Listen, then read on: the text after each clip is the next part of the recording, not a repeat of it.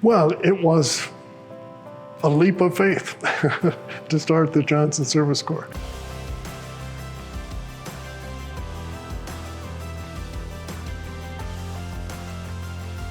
I think the idea of what became the Johnson Service Corps stemmed from the importance of students in the life and ministry at Chapel of the Cross. We received an unexpected legacy from Margaret Cowley, everyone called her Johnson. The vestry decided to set aside $100,000 to begin what became known in her honor as the Johnson Intern Program. We had people who moved here from all over the country, had never set foot in North Carolina, and decided it's worth it to me to take this chance to live into the fullness that this experience might provide to me. A year of living purposefully together, of serving in the world, of worshiping together, of sharing meals at table, of negotiating who's gonna wash the dishes.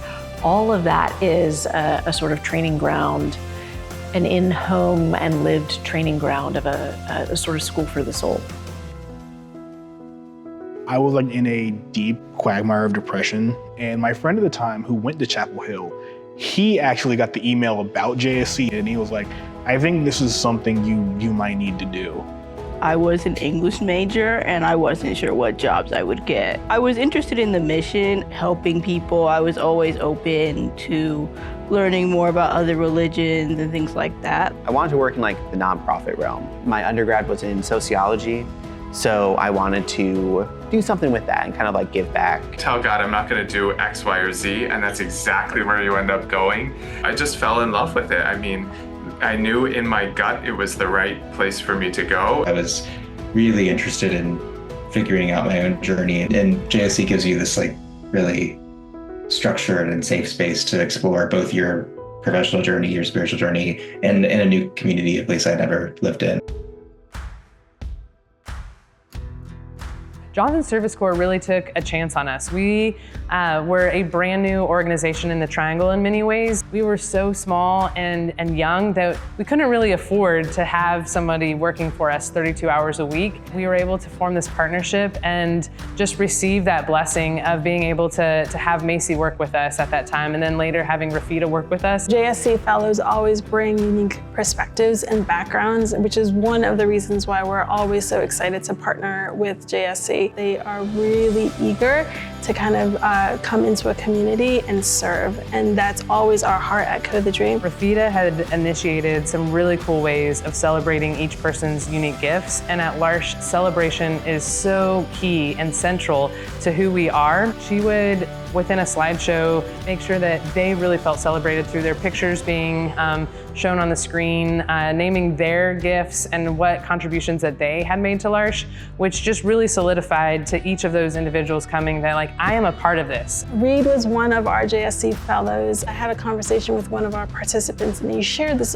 really, really meaningful story and just kind of his connection to the work and how it had kind of opened up opportunity. He turned it into this outstanding, beautiful blog post that I go back to even now, because it has just become such a key story that we tell of the possibilities within our organization. One thing that Sydney did that we have been hoping to do for a long time that just no one on staff had the capacity to do was a really deep follow-up on all of our alumni from Code the Dream. It's hard to keep up with them because you can send out surveys occasionally and get okay response rates, but Sydney did a in-depth, I'm gonna send out the survey, but I'm also gonna reach out personally and talk with you.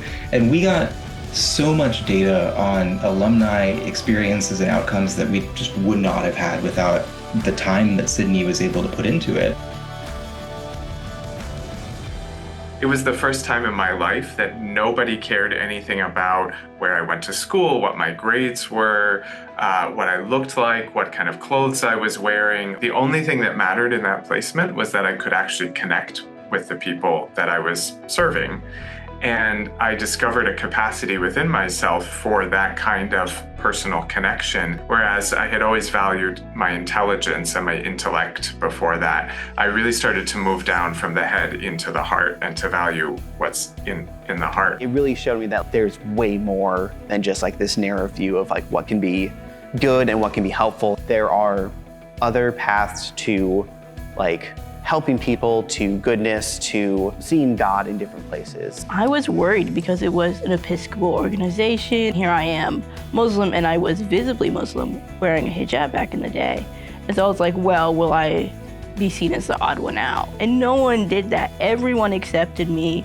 People came to like my defense, and that really changed to like how I interact, I guess, people with religious experiences. It never really felt like service, but I definitely kind of see where like just being there, being present, and active in their lives in a way can be service, even if it doesn't feel that way. We had very different sets of personalities and life experiences before this, even very different like religious perspectives or other things. And I really grew to love those people a lot. It is vital that the church remain an intergenerational ecosystem, and young adults are a vital, nourishing component. Core members came with real passion around issues, food justice, gender justice, voting rights. They cared about things, and they wanted to learn about other things. They certainly taught me to be more open. I think they helped take me sometimes out of a head space to a heart space. Our relationships with our JSC fellows have continued way beyond after they leave the organization and after they leave the Triangle. They still communicate, they still write, they still text. We are still connected. I am very confident that JSC has made a huge impact in the world, and I know for a fact that JSC has made an impact at Larch, North Carolina, and I'm forever grateful. Thank you for all your involvement and your commitment, and for being open to how God is working and leading us. We don't know what the future holds, but we didn't know 25 years ago either. So we take a step at a time, and God is going to bring good out of whatever lies ahead.